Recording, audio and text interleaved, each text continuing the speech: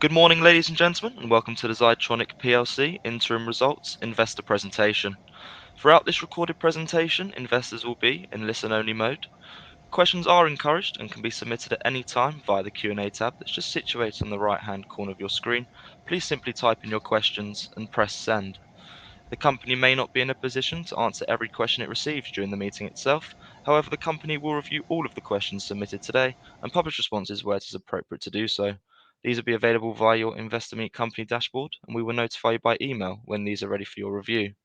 Before we begin, I would like to submit the following poll, and if you give that your kind attention, I'm sure the company would be most grateful. And now I'd like to hand you over to Chief Executive Mark Cambridge and Finance Director Claire Smith. Good morning. Good morning, everybody, and thank you very much for coming to this inaugural customer investor meet company webinar. As Jake's introduced, it is around our interim results presentation, which we put out last week. As a consequence of people coming to the webinar who may not fully have information on the business, what we'd like to do is start by playing a short introductory video. It's about 1.5 minutes, which should give a little bit of flavour of what the company does. Thank you.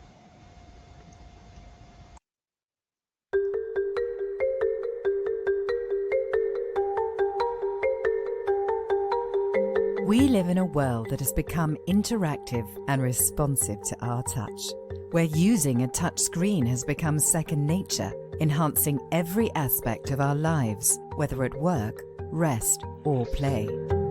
At Zytronic, we are leaders in providing touch solutions that are incredibly durable and yet reacts to the lightest of touches.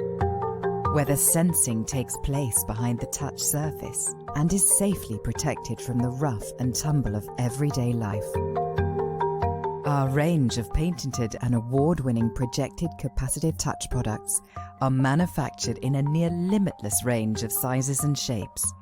Designed and produced within our state-of-the-art manufacturing facilities, our dedicated and experienced team create bespoke touch sensors tailored to the exact requirements of our clients and their customers.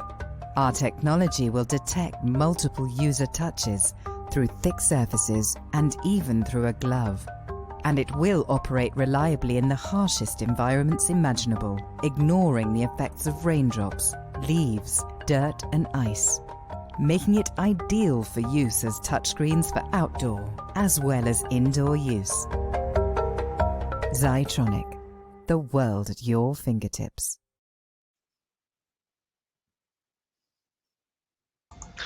Thank you for that. The presentation follows roughly 6 slides of financial information, which Claire will cover firstly, and then the latter slides is more on the operational sales side of the business, which I'll cover and present.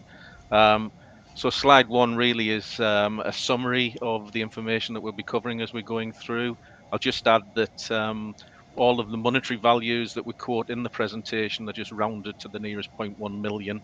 So if you're doing comparisons against the actual release, you may see slight differences on that. So I'll now hand over to Claire for the next slide. Good morning, everyone. As Mark said, I'll be taking you through the financials. Slide number 3 is the statement of comprehensive income, just the normal format in that way in which that's presented. If we move on to slide number 4 to talk around the numbers, this year we had group revenue of 5.9 million compared to 4.8 million for the same period last year. This was a 24% year-on-year improvement in revenue, the biggest drivers being from an increase in sales into the gaming and vending market areas, which performed particularly well. This also had a benefit into gross profit margin, which saw an improvement to 31.7%, and that was as a result of the sale of the larger format curved and multi-touch sensors, which for our business attract a bigger margin premium. The margin of 31.7% continued on from H2 of 2020. However, moving forward into 22 second half, we do expect there to be a little bit of a margin squeeze because we've been We have had to offer pay awards for our employees, and that's taken effect into H2. And we're also having issues with regards to the supply of raw materials, which is something that we've talked about for a number of months now, and it's no surprise in the marketplace with the demand being a global problem. Our admin expenses of 1.3 million were slightly lower than this time last year.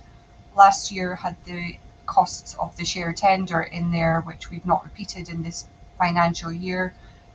So we have seen a slight benefit. However, again, we will see increase into H2 because we will have higher marketing costs in the business as the exhibitions were pushed back into H2 as a result of COVID.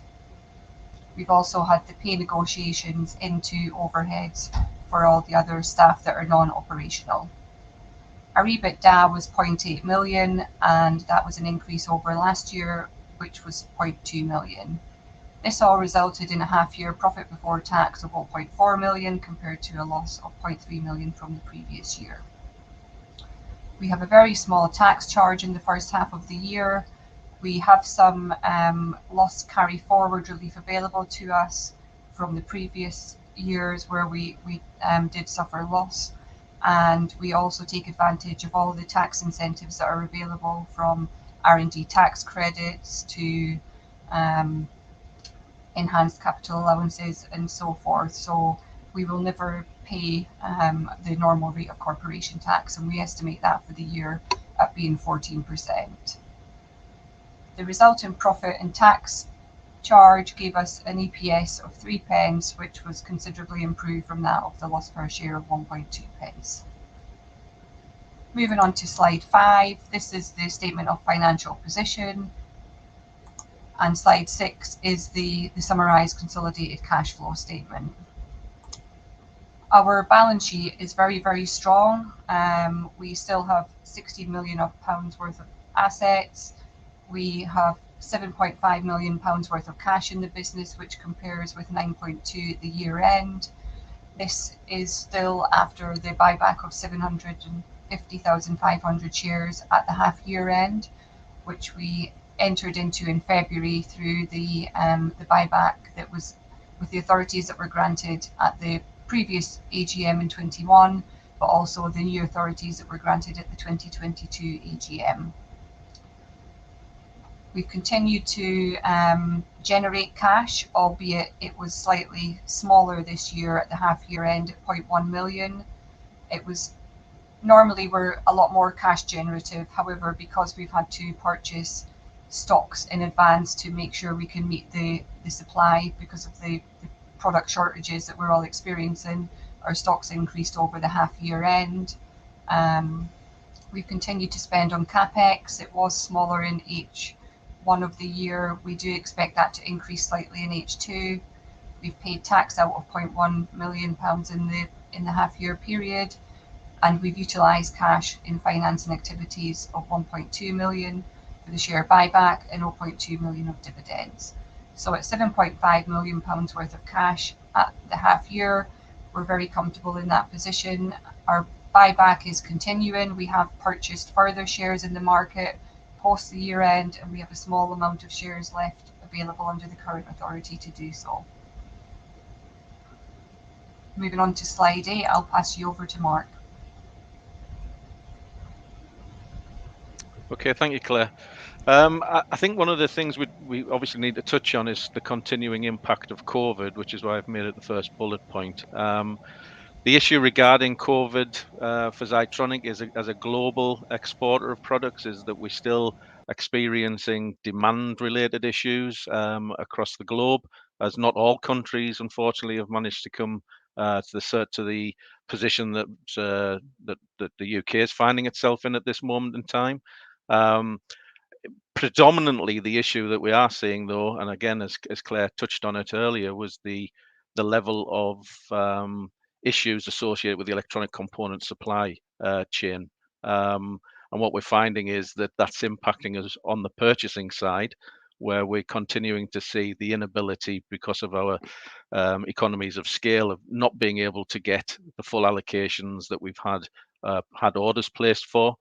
But equally, and I think this is a key point looking forward, is that our product is also an electronic component that we are ultimately selling and providing into equipment manufacturers who are combining it with numerous other pieces of electronic componentry. So the business predominantly is working on projects and purchase orders, and the demand cycle that we see from customers is generally associated with them placing orders at the time they require our product, which we supply in a 4 to 6 week window in normal circumstances. Now, unfortunately, with the issues associated right across the board, and these are global, we're not necessarily always seeing the demand levels that we would see, because the customers arguably are not having to require our product at the time because they can't get other components. I think the other pleasing side of what we saw in the numbers was the order intake increased, and that was up 16% to 7.4 million. But returning back to the point on the relative short visibility that the business normally sees because of projects and purchase orders rather than contracts, what we did see, and again linked back to the prior point, was the placement of forward orders by several customers looking at placing orders to try and ensure that they've got their allocation in place through the year. Now, arguably, we think that £1 million increase that we've saw between H1 21 and H1 22, probably £800,000 of it ish is been orders placed that will be deliverable in H2. As Claire touched on with the gaming market and the vending market, that also then increased our revenues in the export markets. So we saw a significant increase in the Asia Pacific region, where generally we're supplying the product for integration with displays that then in the gaming market predominantly that then comes back into the US for places like Las Vegas, and in Americas direct with vending projects that we had ongoing that was related to drink fountain type of dispensers, but I would add not the Coca-Cola Freestyle model. This is different third-party units. As far as EMEA, those sales have slightly declined in the year, and I think the predominantly impact of that was been the movement that we've saw in the financial marketplace, which again is predominantly ATM driven. So just touching on the point, really, gaming was up 116% in comparison. Vending was up 89%. Industrial also increased 11%, but I guess the key issue really was the movement in the financial marketplace. Again, we've touched on this for a number of presentations now, talking really about how mobile banking and digital banking really is starting to affect the ATM marketplace, and that although Zytronic had been a predominant supplier into that marketplace from about 2003 onwards, there is really roughly about every 5 to 10 years re-platform designs and new models coming out. And in the last platform design for 2 of our major customers, Zytronic didn't win the designs of the touchscreens that were going into them. It was very much price driven at that point. And unfortunately, Zytronic was not able to match price aspirations. Signage slightly down, and others, which crazily encompass most of all the other market areas that we're involved with, that was down against the 21 same period figures. Graphically looking at it, it looks a little bit like this when we look at it. So we can see the substantial improvement in gaming and vending, slight movement in industrial. Financial obviously was the big movement down. If you'd looked at this graph a year ago, what we'd have seen was financial was probably sitting in, well, it would have been the highest point if we'd looked at the same graph, but generally in our marketplace, it was really sitting as our number 2 market behind gaming when we were looking forward. Claire touched on margins, and again, we don't necessarily break the products down by market by margin because they're so diverse. Everything goes through the same manufacturing facility. Everything is utilizing the same people and the same processes. The only difference really on what we're doing regarding markets is we're maybe producing different size products for different markets, but quite diverse across all of the range. So again, graphing it up where we've broken it down into size ranges, we can see generally the impact that we're basically getting as we're doing the larger products, where we get significant uplift in not only the price points, but the diversity and designs that we're doing, where we're doing additional premium ads, like the multi-touch technology is predominantly driven into the larger sizes. Curved shapes are predominantly driving into the larger sizes. So again, a significant uplift in those drives a significant revenue uplift into our marketplaces, into our revenues, and then also pushes through as improvements in the margin levels that we produce.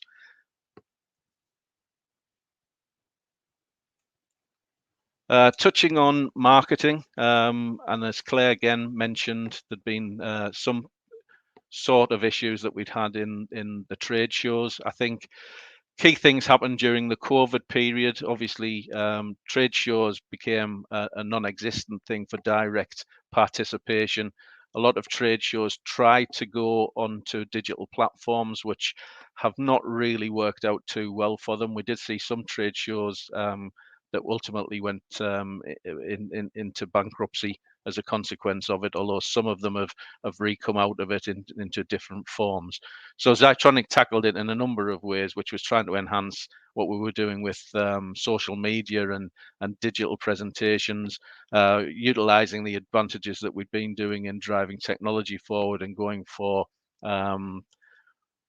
various electronic awards with the product.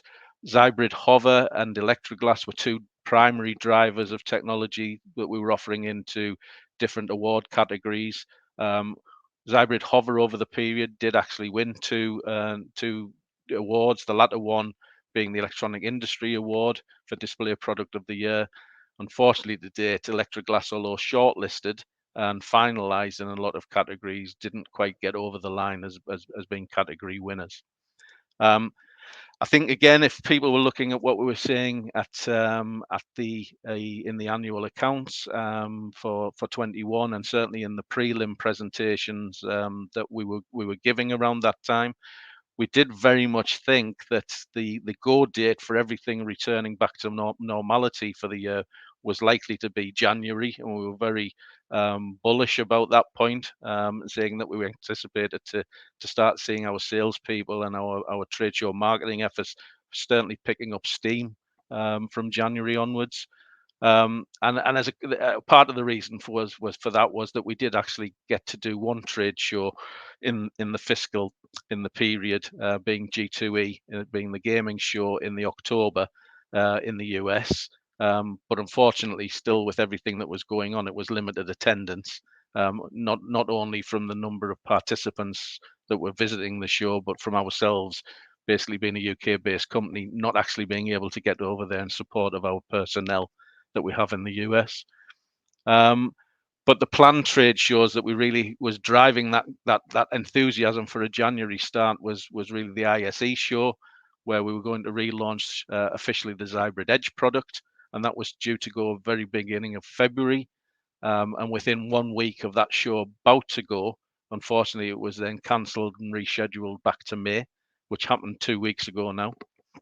And the Electroglass show that we'd anticipated doing, which was Light and Building in Frankfurt, that was supposed to happen in the March, and again that got cancelled mid-January, and unfortunately that show has now been moved back through into fiscal year 23, albeit October this year.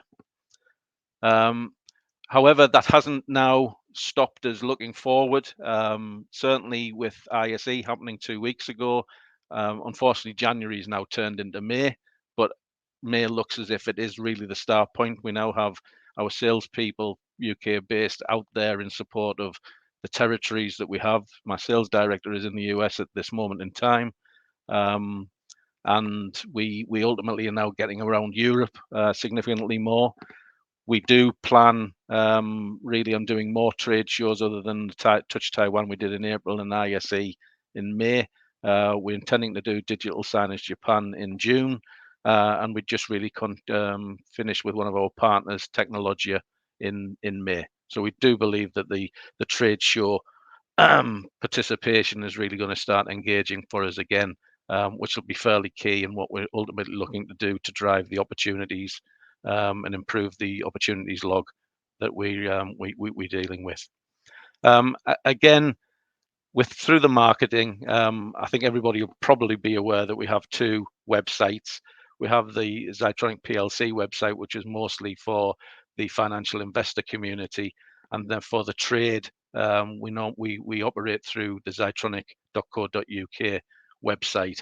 And a lot of what we ultimately do regarding case studies, white papers, thought pieces, you generally will see on the zytronic.co.uk trade site. And I would recommend that most people, if they haven't seen that site, look at that site. You'll get much more of a flavour for ultimately what we're doing, the product ranges, where they're actually going, case studies of people that we've worked with.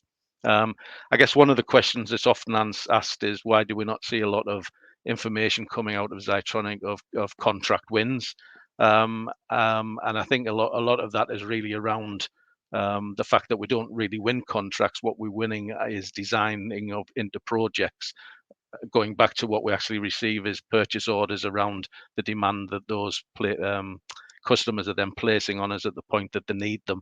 But the key really on the fact that even some projects obviously are substantial and you don't really see as releasing information on that, is that as a component supplier into fairly large pieces of equipment that could be very unique or opening up new market opportunities for those particular customers. They have us under numerous NDAs at the time because they don't want their competitors ultimately knowing what we're doing or what they're doing with us or what their product is likely to be doing and why they're utilizing our product to enable them to do it.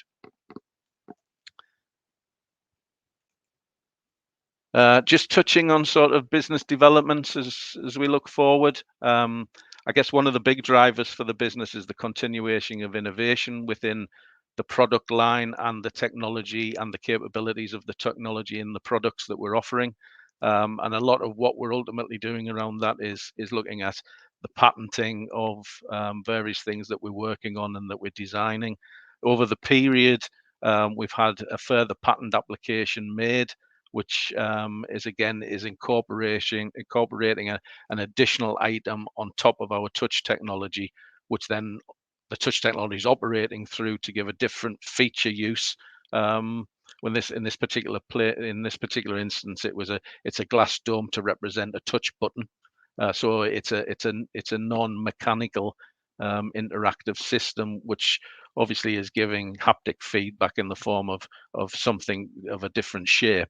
And also we had the granting of the patent for earlier work that we'd ultimately done in incorporating mechanical buttons into the body of a touch technology, in body of our touch product. So that again, you have mechanical button and touch in front of a display rather than the button being remote to the display itself. Now, a lot of the work that's been done in this area is around gaming.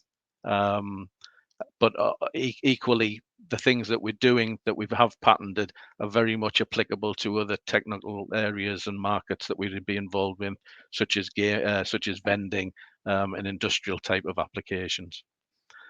I guess one of the key questions that's generally asked is the size of the opportunities that Zytronic is working on.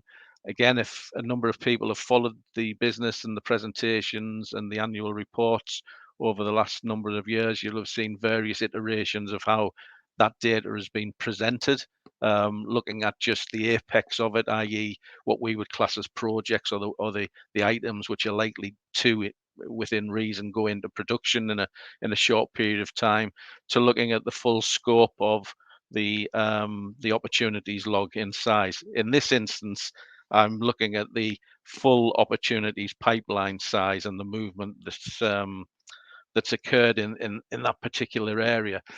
And again, what we're referring to is what I've called a forecasted lifetime value. This is the sensitized value that we're looking at when we're anticipating what is the customer demand really likely to look at, what's the volume that's coming off it, what is the design, the pricing, all generating to it to look at it. So again, it's a very much a dynamic system. It's monitored through our CRM, which is 365 Dynamics. And looking at comparison, and really what I'm showing in the table here is that at the end of September, before we ended this fiscal year, we had 391 opportunities, open opportunities we would call them, so ones that we're actively working on, and they had a forecasted lifetime value of just below 30 million. As we've gone through the last 6-month period, there's been 163 additional opportunity added to that number, and that's added a further 19 million of FLV.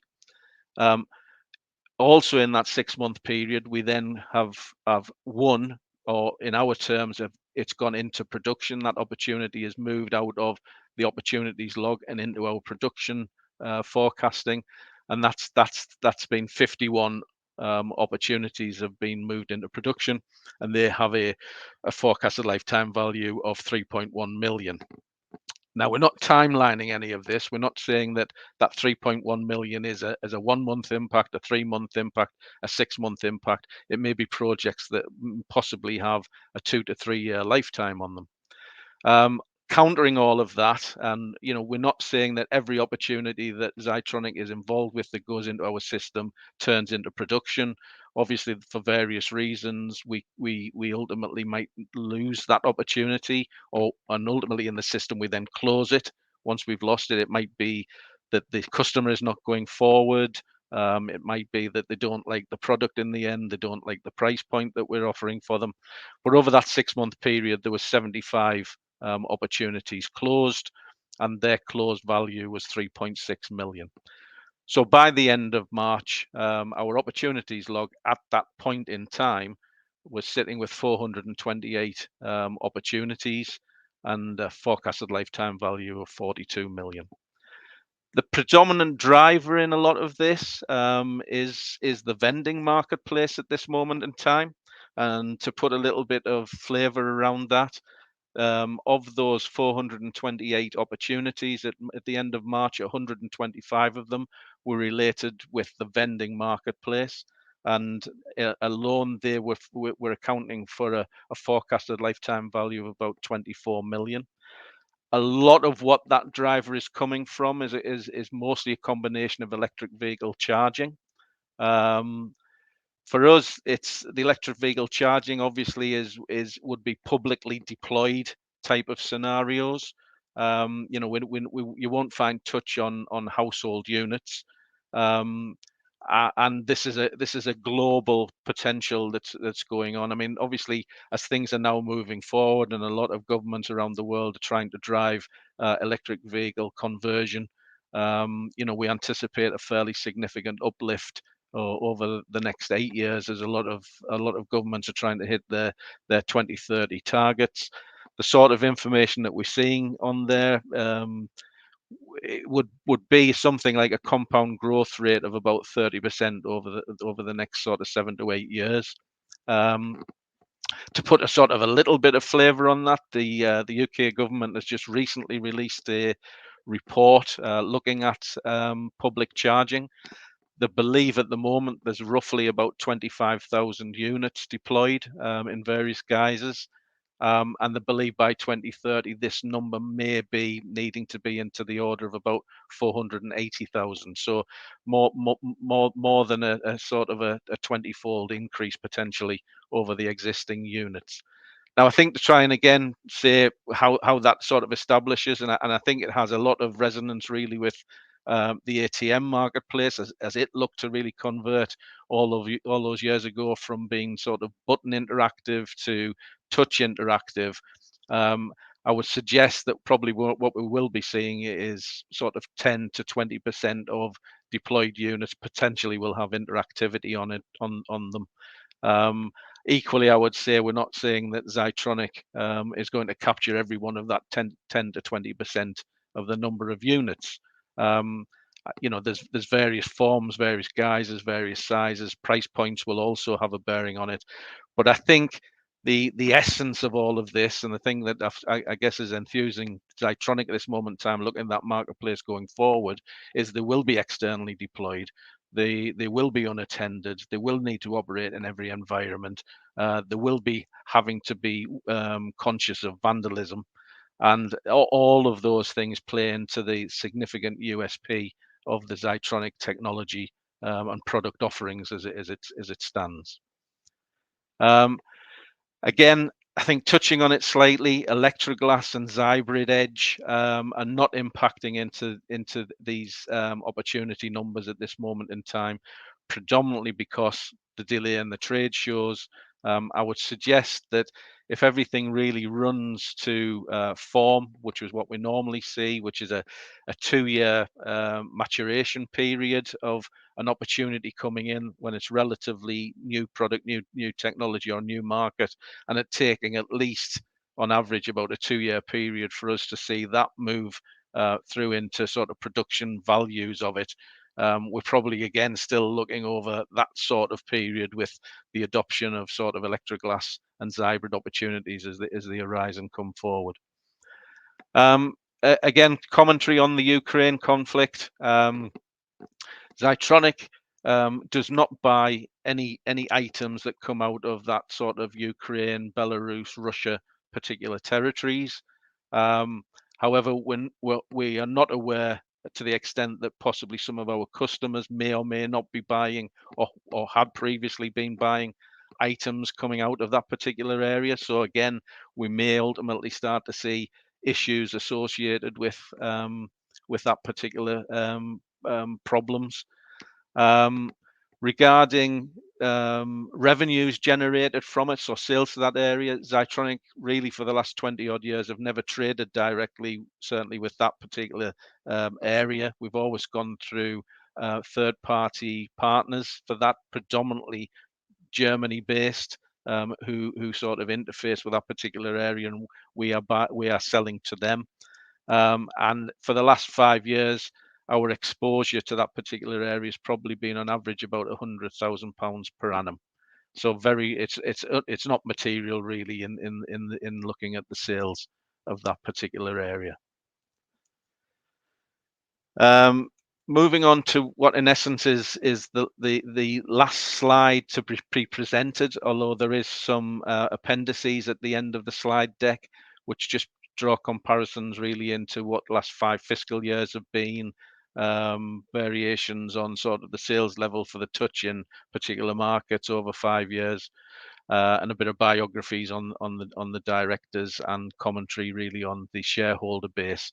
But just to conclude at this moment in time, sort of the summary of what we've presented at this moment in time, I think H1 trading has improved, but as we've said earlier, it is being still impacted by COVID-19, but not to obviously the degree it was through the 2020 first half of 21 period.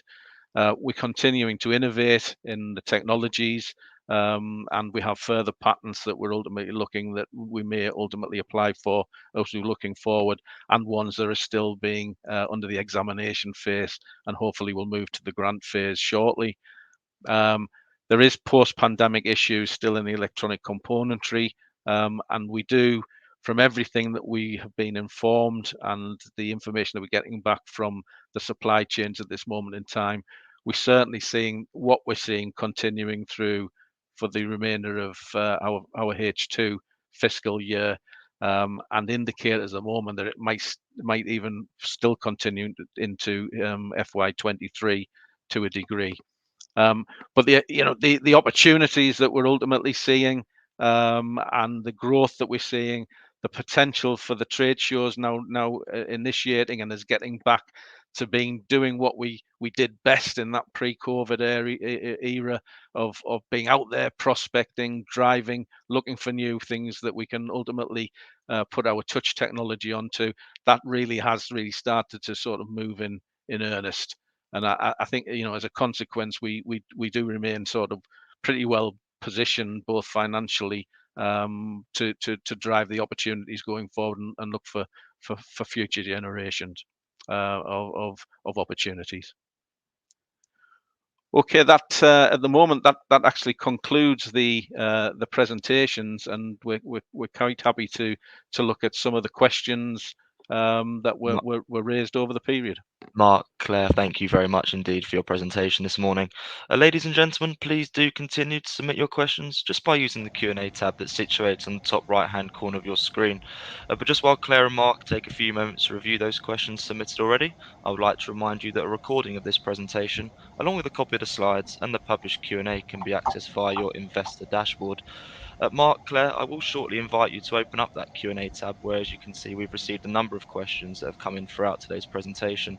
But perhaps for doing so, we did also receive a number of pre-submitted questions from investors. And if I may, I wanted to start off the Q&A session with these. The first one reads as follows. Have you been able to rehire employees that were let go during COVID? How easily can you meet the demand given current headcount? Yeah, thanks for that, Jake. Yeah, I mean, during the COVID period and the extent that we had to make cuts into the labour over the period, it was a fairly dramatic period. I think anybody that's listened to me talking about it, it was never a nice thing to do. And really, the business relies on its people. Not only those that are technically developing things or out there selling and marketing, but the admin support to it, but predominantly those that are actually manufacturing our products. And unfortunately, with the change in the business that happened, that was the largest impact that actually happened into that particular area. As we move through the COVID period and things have generally improved, we did look at basically bringing people back that were available at the time. And I think arguably our direct labour force was down at roughly about 45 people at the time. We're now back towards the sort of the 75 people. Obviously, not all the people were able to bring back or rehired at the time as a consequence of that. Fortunately, they were able to go and secure other jobs. However, what has been a problem, and I think this is probably a common feature, there are a lot of potentially manufacturing companies are talking about this moment in time, is the ability to get labour or the ability to get skills coming in. And certainly we found that difficulty looking forward. I think everybody was predominantly anticipating a flood of people availability after the furlough system ended. And I don't think any of us have actually seen that. And I guess to put a little bit of flavour on that 30 people increase that we've had from the depth of COVID to where we are at this moment in time, we've had roughly double the amount of people in to get to the 30 that we actually have. So it's a constant churn that we're ultimately going on, and we're very conscious of that at the time, because we are having to train people when we bring them in, because it's not an unskilled operation that we're doing. But equally, whilst that training is going on, we do generally start to see a little bit of impact on our yield numbers at the same time. Okay, thank you. Thank you very much for that, Mark. And the next pre-submitted question that we have here reads as follows. Following last year's tender offer and the current buyback, given the amount of cash still within the company, do you envisage a further buyback? I'll answer this one, Jake. Prior to the pandemic, the board had been discussing about the levels of cash that were needed within the business, and at that time we had earmarked around 10 million that we felt could be distributed back. So we proposed that amount in the tender offer in 2021, at which point £6.7 million worth of cash was returned back to shareholders. Since then, we've gone on to participate in a buyback programme, and we've returned £1.8 million to date, which added together gives you a total of 8.5 million. So ultimately, we believe we've still got £1.5 million to return to that's spare cash in the business. With regards to doing another buyback, our authorities only last at present until the next AGM at 2023, and we only have a very small amount of shares available left to be purchased under those authorities. So at the minute, unless we did something differently, we couldn't participate further at this time, but it is always a conversation for the board that we're discussing around the best use of cash. Thank you very much for that, Claire. And that actually concludes the pre-submitted questions. If I could please just hand back to you to run through that Q&A tab, and where it's appropriate to do so, if you could please read out the questions and give your response, and then I'll pick up from you at the end. That would be great. Thank you. Yep, no problem. I'll just pick on a few that I can see that I think have some relevance that haven't probably been covered at this moment in time. So a question came in from Roger, which was really talking about the annual report and us citing key risk as being pricing pressures from competing technologies, and could we expand on that? I think generally, if you look at the touch marketplace, you have a combination of different features. You have people who are manufacturing what would we call touch monitors, which is a completely integrated solution. You'd have people who are just producing sensors, people who produce electronic controllers that are then marrying with other people's sensors. And you have people like Zytronic who have complete ownership of a one-stop shop type of solution of it's our electronics that are marrying up with sensors that we're producing that then we're upselling into the equipment, original equipment manufacturers marketplace for various different applications. But within the bounds of that, you have a number of different touch technologies. Um, some of them are still surface activated, so surface acoustic wave, infrared, um, and you have other capacitive based ones, and then you have a myriad of what would be classed as projected capacitive producers, which is where our technology sort of falls, and they ultimately are marrying into different market applications such as mobile phones and iPad and tablets and all-in-one computers. So it's a myriad mix of everything that's going on, and really what we sort of see is that in some instances, certainly on the smaller sizes, where the producers of mobile phones probably see the potential of higher margins being gained by offering sort of their product availability into the industrial marketplace. We do see sort of price pressure coming from those offerings that are coming in. I think the defense on all of this all of the time is that the process of Zytronic winning business is a technical consultative sale, i.e. we're working with that customer to design in the product, and that designing process might be taking multiple years to get to a point where there's an end product for that particular customer into their marketplace. So again, we're never doing anything at marginal levels. It's always significant cost premiums, and therefore when we do see sort of price, that might be an area where we don't win business as a consequence of the price pressure that does exist naturally in any marketplace. Another question that came in was from Simon, asking about sales to the gaming sector were 8.5 million in 2018 versus the 2.9 million in fiscal year 21. And can we just recap on this decline and give our thoughts on what would prevent sales returning to these prior levels? Again, I think there's a number of factors that's involved in that side, and unfortunately, again, re-strengthening it up. It's not that the business is winning contracts; it's the business is winning a design, and on that design, the product then is sold against purchase orders to the demand that the customer would require over a sort of a 4 to 6 week period. The gaming sector pre-2018 was a growth area that we put a lot of effort into moving from about 2012 onwards, when we got involved in fixed odds betting terminals, which ultimately have rolled into all of the work that we're doing in the casino marketplace, which is really what gaming is to us, is casino based units, and a number of sort of predominantly designs that were done in that sort of 2014 to 2018 period that was basically bringing curved large format touchscreens to the marketplace. And for Zytronic, we basically were designed into the one unit that really took a massive hold in that particular marketplace over that particular time. So the volume that we actually done over that period was significantly higher than what the opportunity was telling us it was going to be at the beginning, because their end customers bought products. But like most designs change over time and move, and they're always looking for the latest and greatest, better things. So what we're ultimately seeing now is that we're working on different designs with those customers.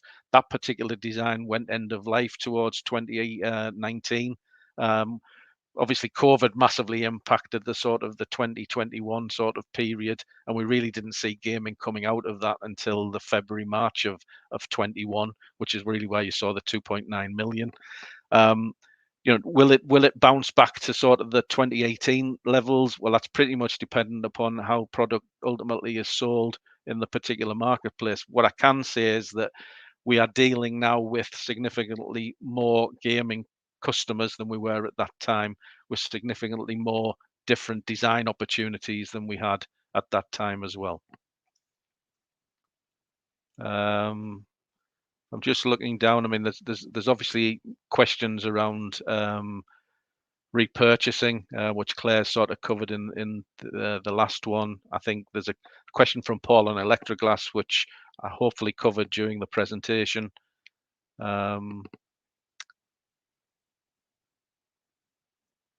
There's a question from Quinton really on our ability to pass cost increases to customers.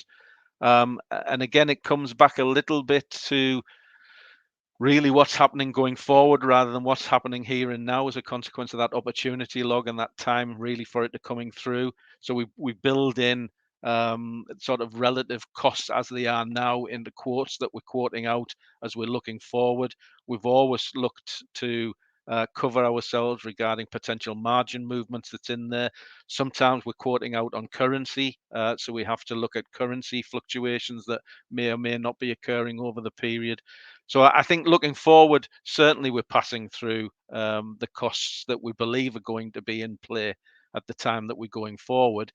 But very much the here and now, we are ultimately having to take a hit as we're getting certain cost increases coming through, which is why we're seeing the margin possibly not moving in a sort of strengthening as much as we would have hoped to have seen with the increasing revenues that we're putting out. As a consequence of that, we need to keep those customers happy, because a lot of the business is going to be coming from them placing future orders, either for the work that we're doing now or future work that we hopefully will be capturing with them as we look forward.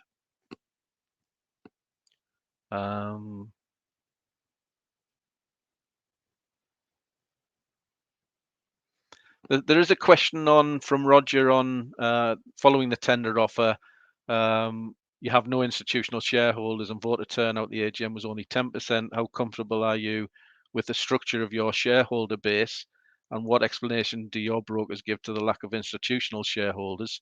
I'll pass that one on to Claire to sort of just add a little bit of flavour around that one. Yeah, thanks for that question, Roger. Historically, Zitronix has had a very large institutional shareholder base from conception up until the tender offer.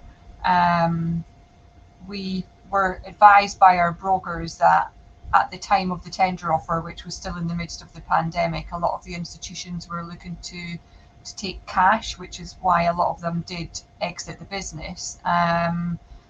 We are always active with our brokers, and they're active with their institutions, and we can only say that there's always conversations being had. But prior to the tender offer, we only had 60 million shares in issue, and we've always been quite an illiquid stock, so that does have an impact. With regards to the voter turnout at the AGM, that's consistent with how it's always been across this business. We've never had a particularly strong voting outcome.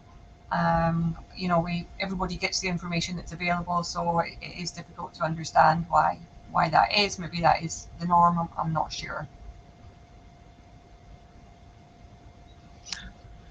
Okay, I think just one final question to take before we sort of close this off. There's a question really from Mark. For a relatively small business, we have 3 factories, and I must add, I'm reading this, so it's Mark's not me. Is there no opportunity to bring these together under one roof?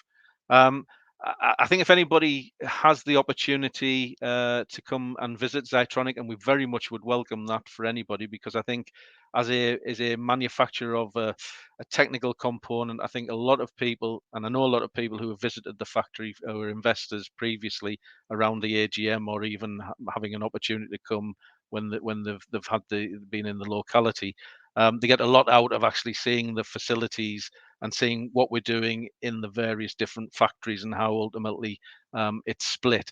So I'll always say 3 factories. It is 3 factories, individual factories on one location. It's not 3 factories spread around everywhere. And pretty much it is split into different manufacturing areas. We try to keep what we call the dirty operations separate from the clean operations. So at this moment in time, it very much works for us having the 3 factories rather than trying to bring everything under one roof.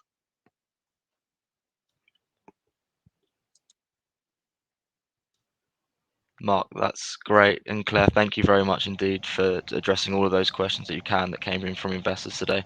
And of course, ladies and gentlemen, the company will review all of the questions submitted today and will publish those responses where it's appropriate to do so on the Investor Meet Company platform. Mark, perhaps we'll redirecting the investors on the call to provide you with their feedback, which I know is particularly important to the company. If I could please just ask you for a few closing comments to wrap up with, that would be great.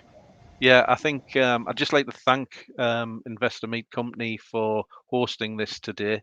As I say, it was our inaugural webinar to the investor community. I hope a lot of people have got a lot more out of it than they would have got previously, which is probably just seeing a very 2D presentation on our website. I hope the questions have had adequate answers to them. We look forward to receiving feedback along them once we've had a chance to review them more and publish them more. I think really generally, just to sort of summarize it again, we believe we're in a much better position as we're coming out of the COVID period, and very much as a business looking forward to driving everything forward again. That's great. Mark, Claire, thank you very much indeed for taking the time to update investors this morning. Could I please ask investors not to close this session, as you'll now be automatically redirected for the opportunity to provide your feedback in order that the management team can better understand your views and expectations. This will only take a few moments to complete, but I'm sure will be greatly valued by the company. On behalf of the management team of Zytronic PLC, we would like to thank you for attending today's presentation. That now concludes today's session, so good morning to you all.